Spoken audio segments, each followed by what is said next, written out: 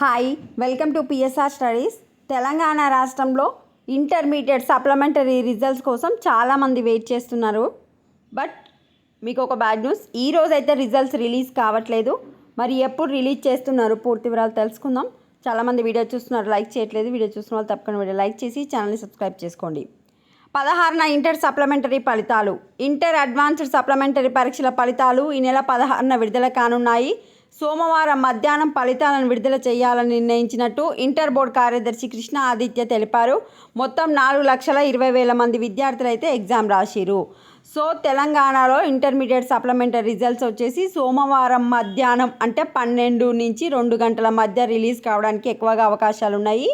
ఈసారి చాలా ఎక్కువ మంది రాయడం అయితే జరిగింది. సప్లిమెంటరీ ఎగ్జామ్స్ 4,20,000 మంది.